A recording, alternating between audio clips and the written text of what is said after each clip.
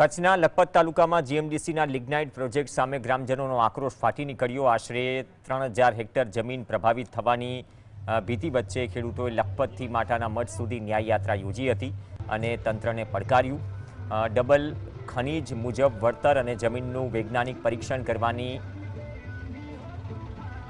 માંગ સામે સરકારનું મૌન અનેક સવાલ ઊભા કરી રહ્યું છે। પ્રમોલ્ગેશન પ્રક્રિયા પૂર્ણ થયા વિના કામગીરી શરૂ કરવાની હઠ સામે ટ્રેક્ટર રેલી દ્વારા ઉગ્ર વિરોધ નોંધાવવામાં આવ્યો। હવે આ મુદ્દે ખેડૂતો આરપારની લડાઈના મૂડમાં છે।